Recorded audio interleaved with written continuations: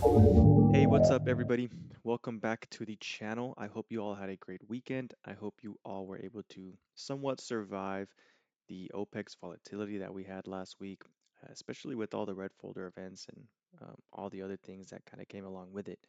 As you know, if you are new to the channel, every Sunday I like to go through around 10 to 15 or so names that I personally like, and I share a bit of my thought process behind each pick. Also, if you'd like to receive my watch list a day in advance or before my video is released, make sure you follow me on X at ABTrades. This way, you can get the same list that I'm going to review. You can pre prep, as in you go in and chart it, figure out what you think I might say, build your own analysis, and then compare and contrast. Once I release my video, how did you do with your analysis? So without further ado, let's go ahead and just get started. So to start us off, we are going to do a little bit of market prep. We are looking at ES to do this, and so one thing I want to paint a picture on is kind of the order flow that's been established here and things to pay attention to.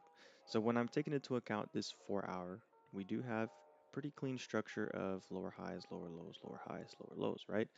And you could kind of distinguish that with just taking out the overall outline of the extensions of each leg, right? This is one leg, this is another, this is another. And something that I think is also really interesting is where each leg has technically rejected, right? From this swing low to this swing high, you came in at a discount. And now, kind of something similar that's happening down here is from this leg high to this leg low, we are getting back in a discount. And you can see where we kind of rejected this. This is a very large inefficiency here that exists, right? That we did tap into it, and then you pair it with your previous week low. So a higher degree range paired into your aggressive move down. So we know that this sell side imbalance is going to support sellers. Now, one thing I also want to paint a picture of is price did give some pretty good delivery after sweeping previous month lows. Whoops. So now going to the monthly, right, we did take out those previous month lows and kind of come back into the range. So the higher time frames are showing some confliction. And when I come back into the 4 hour, it's literally going to be a battle zone here.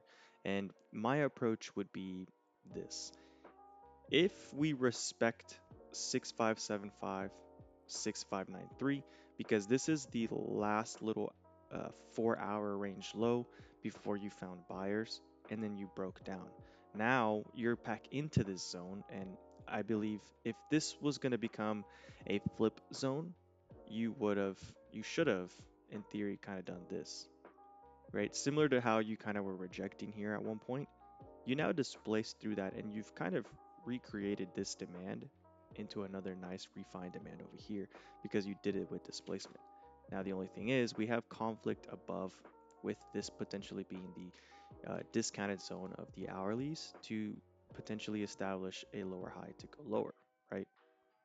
Until we find maybe some more opportunity on the downside. So the way I would approach this leading into Monday would be more so, how do we resolve within this area? For me personally, I would actually like to see a 4 hour push above 6682 and it starts to hold, because then, and I'll show you why I'm referencing this with SPY just to give you a bit more context. But if we manage to not find any good development above and have like proper 4 hour closes above this 6682, where if that does start to happen, they could potentially try and pin this back up here before a bigger rejection again.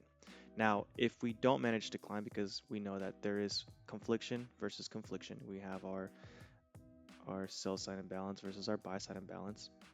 So it's like, which one is going to come out victorious? And that's kind of how I'm going to approach this week, just because we already took out a very nice monthly low.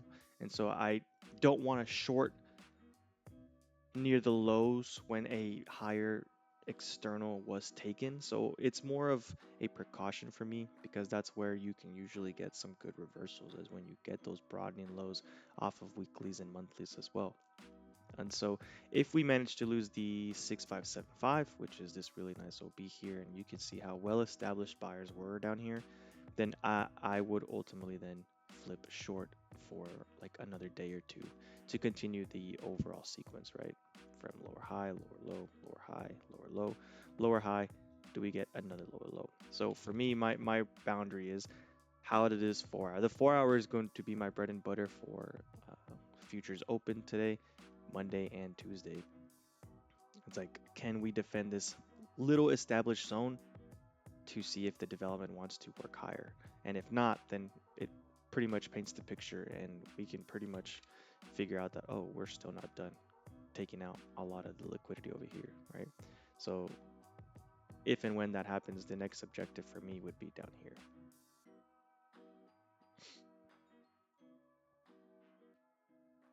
But we take it day by day, and my guide will be the 4 hour. And so that's kind of the blueprint that I have established on this. I'm just going to make sure I color code everything so I don't forget what each one means.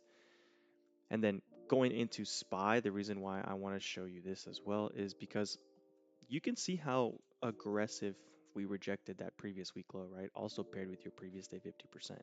We took out a monthly low. We took out that like this entire range here, and we kind of tapped into this gap here, and I'm not sure if we fully filled it. 650.33, no, but we got really close to filling it. But I'm not a fan of this aggressive previous week low, but I also do understand it was OPEX, so they can set up a lot of traps. And when I go into the daily, these are the kind of two scenarios that I'm trying to keep an eye on for. Is we reject that previous week low and come down deeper into the broadening, which we do have some nice gaps down here. Somewhere in the 640 range could be a good low.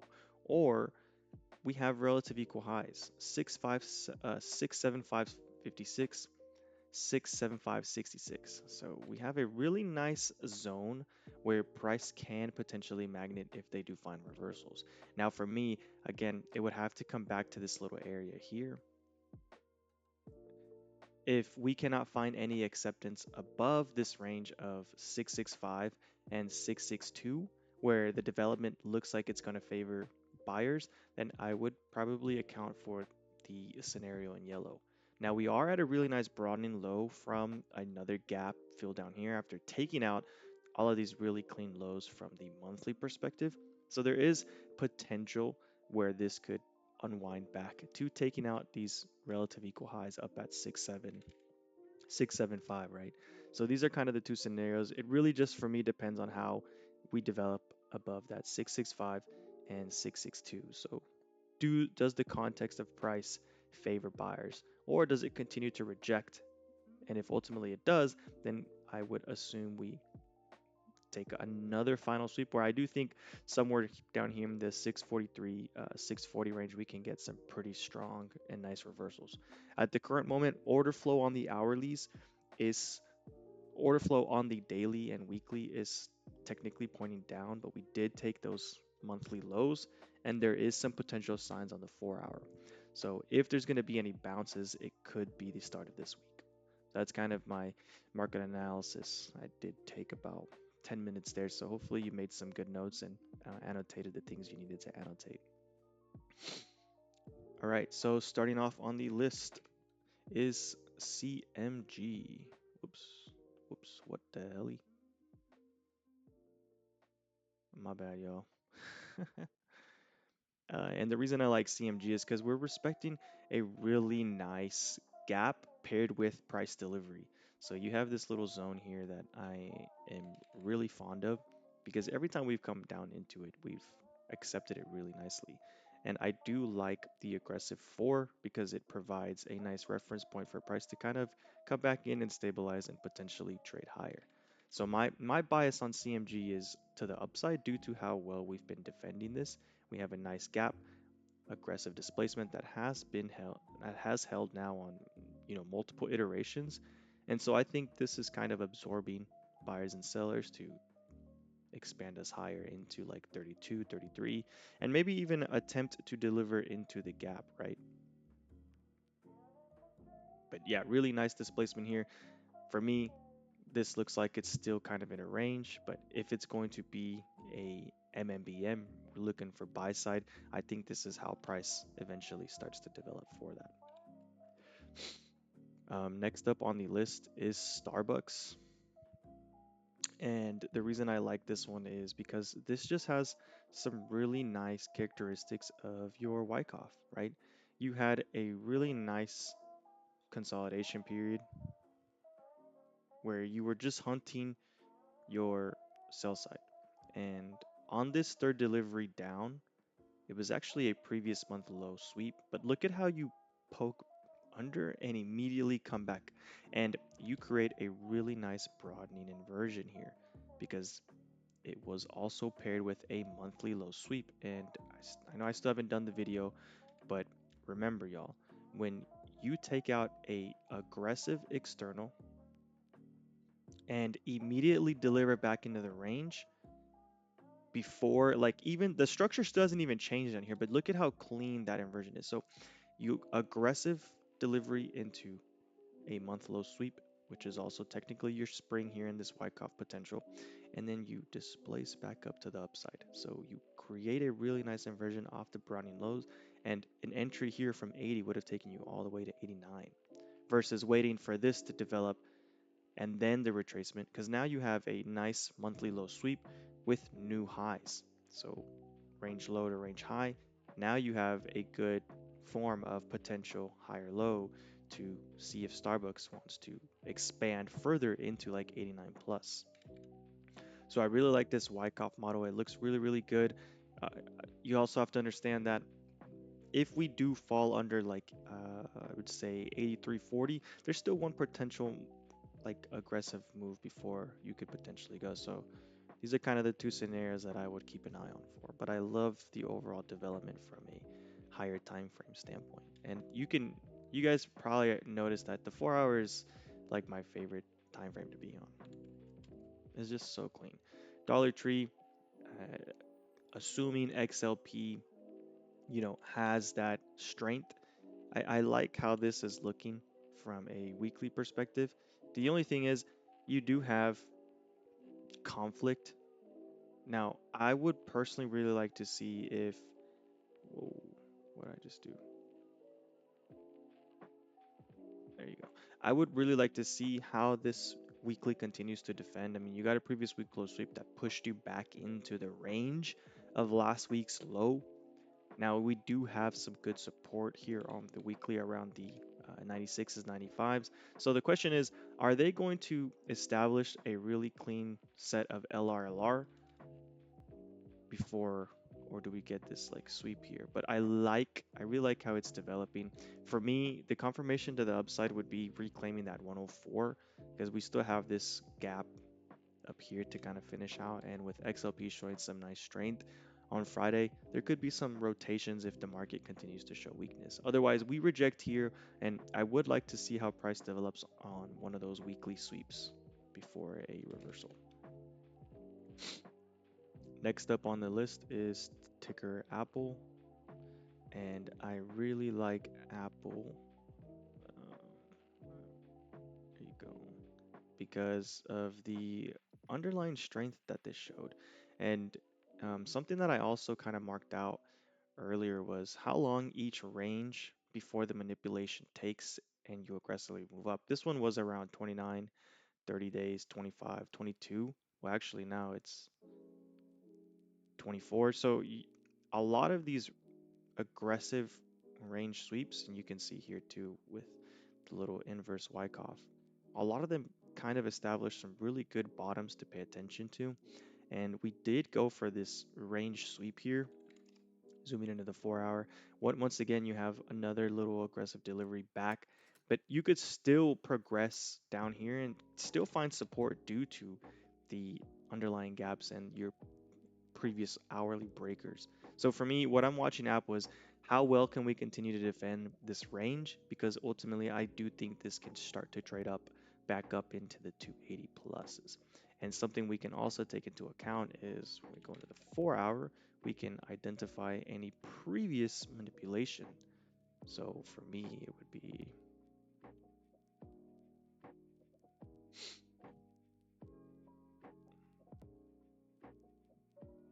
right, and then look at where that -2 is, right at that 280 that we just mentioned. So can see some pretty nice actions on this. Just got to see how well can this continue to develop if this is going to extend further. I really like it. Next up on the list is CAT, and this one is more derived so off the 4 hour because I'm taking into account my little hourly leg, so where price retraced and then found some expansion into new highs. Now, this last unified high here acts as a breaker or a form of refined demand support because this is where it created that sell from 540 to 510. So we got about a $30 retracement before we gap through it. And now the confluence is like we have previous all-time high breaker. It's also an earnings catalyst gap. So we usually refer to that as our power gap. And it's also the golden pocket of the hourly leg. And I really, really like how even though we have been kind of displacing to the downside here, I like that ultimately every time we've tapped into this and taken out one of those internal lows, we've pretty much come back into that midpoint of the range. So like this 550 area has been very crucial. And I like how you're kind of compressing price. When I talk about staircase analogies, right, or when I'm talking about price retracements, remember when you have the overall higher leg, so let's say this is the daily and then you zoom into like maybe the hourlies, I like it when that retracement is compressed, right? You have a really nice staircase analogy because you can go up that staircase relatively easy, right? It's not aggressively breaking down where it becomes a lot steeper and harder to climb up, right? And the reason I like to reference this as a staircase analogy is because think about it like this. When you run up the stairs, it's a lot easier, right? Because think of it as a form of liquidity. This this kind of retracement is easier to run up than this, right? This one you have to kind of jump, maybe climb up, versus this, all those previous highs become really easy to run through. And so CAT kind of has those similarities right now, just due to how you're kind of building and compressing and respecting. Now, if CAT loses like 529 and you get a daily close underneath, then this whole like thesis invalidates. And for me, then I start looking for sell side, and we go to the sell side of the curve. But at the current moment, this is still defending where it needs to. And you're getting some really nice development on those hourlies and the reclaims back into those ranges. So keep an eye on CAT. I think the closer you get to the gap, the better the risk reward is for the long side. Another one that's kind of going under a lot of people's radars, and I'm not sure if they're really talking about this one yet, but this is DHI. And this is off of your weekly leg here. So I'm taking my last weekly low before this entire expansion that lasted for several months. And now we're getting that higher time frame retracement back into the golden pocket, which also respected the inefficiency that we had here. We also respected 50% of the OB. So the last down counter before the aggressive move up, and it has merit because you actually created some nice inefficiencies, right? You have really good supportive PD arrays at discount on here. And when I come into the daily, like you could see the reactions from that. And it could be because we did have some dovish comments in terms of continued rate cuts or whatever, which would help a lot of these home builder names, which are rate sensitive. And so I really like the delivery out of this because this is also that unfilled earnings gap that finally got tested. And the way you kind of left price here unsettled is as long as we now stay above 140, I do think this can potentially go for a retracement that eventually trades back up into like 160 plus. Has really, really good looks to it. And I love this aggressive candle that pretty much came back into previous week low, previous month low, and held pretty decently. Really nice aggressive daily here that does become a reference point for us to try and trade around if we're looking for an entry, right? So do we get some kind of retracement that establishes maybe then a inverse head and shoulders on your 4 hour? Because that would also confirm a nice MMBM that could be starting to develop. But there's a lot of good stuff to work off of here, and definitely keep an eye on this, especially with how your like daily chart looks.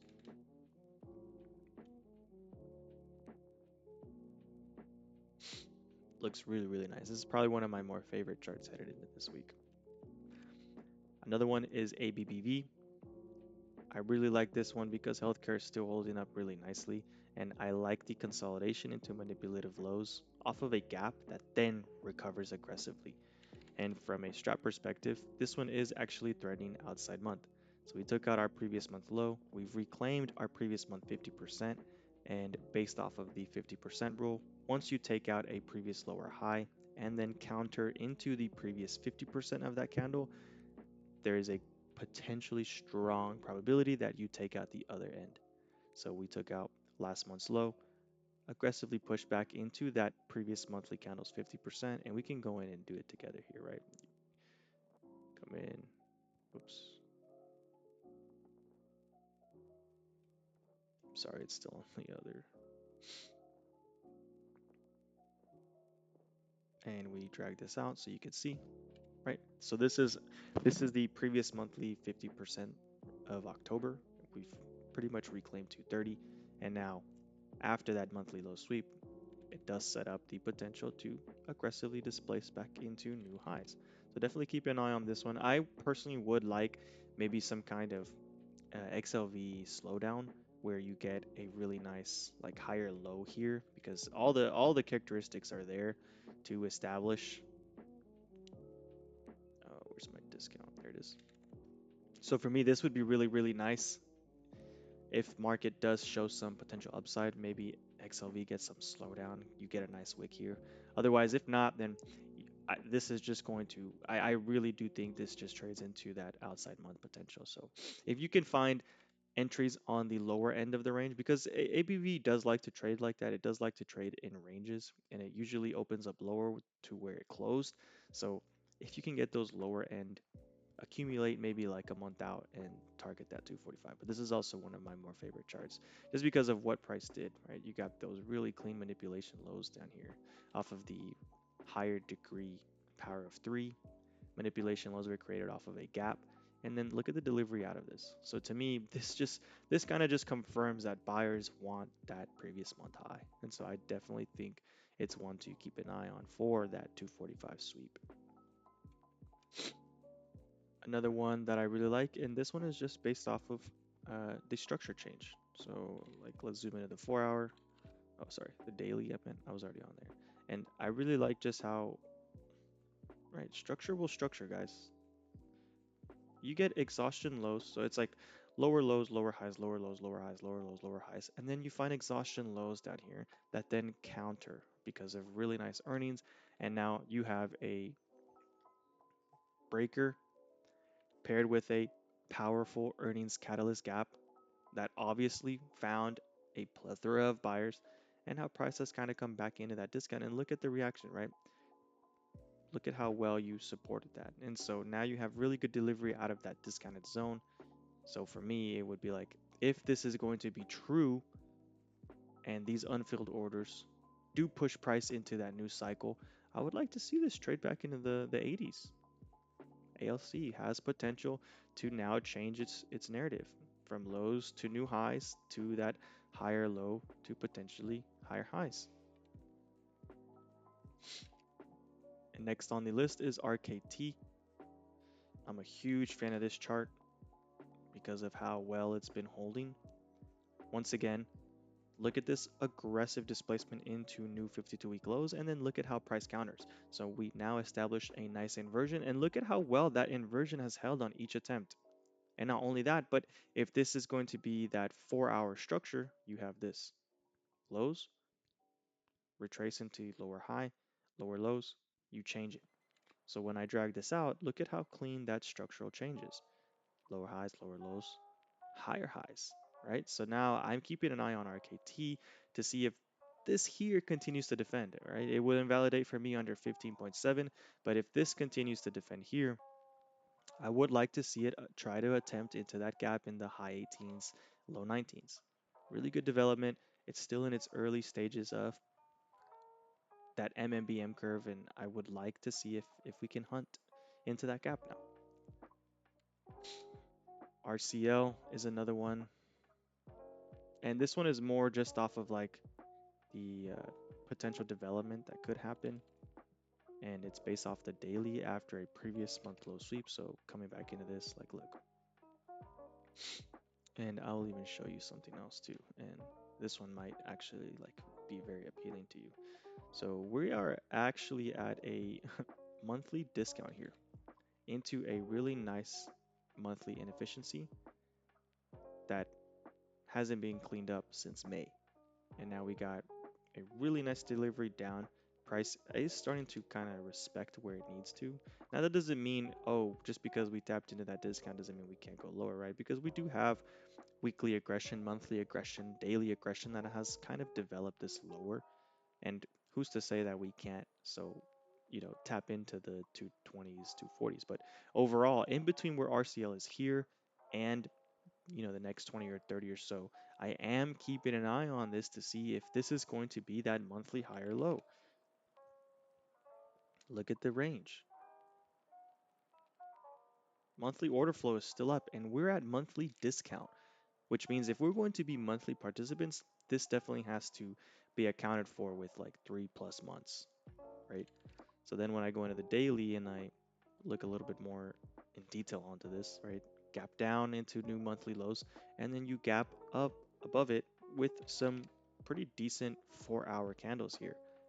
And now if this is going to develop, I would like RCL to stay above 250 at minimum, and maybe you want to dig back into this, but I think for the most part we can see some little reliefs on this back into that previous month low, which pairs up with the gap.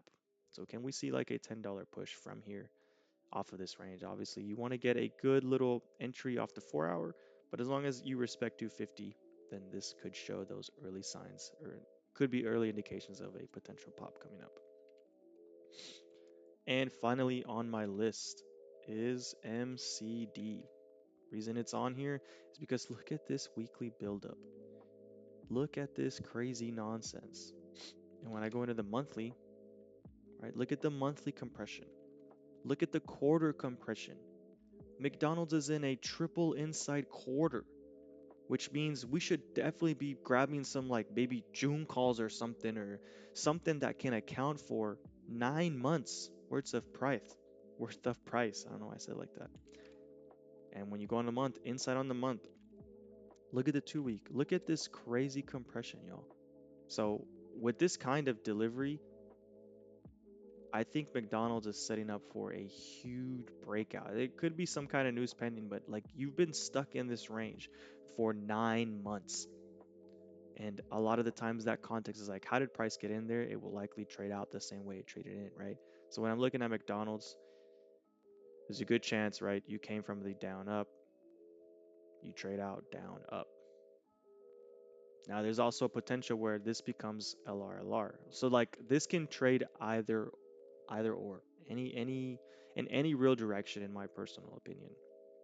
But this kind of compression is definitely not something you don't want to be positioned for, because if and when it's ready to break, like you've seen how McDonald's has made these moves like 245, like it's made $50 breakouts at minimum, right? So keep an eye on McDonald's with this compression. Like this thing just looks freaking crazy. Can trade either way, but look at how it's never slowed down. And this can happen within like the next month, really. So maybe grab something that has good OI in like February, March timeframe. At least account for 3 months. But really, really good compression.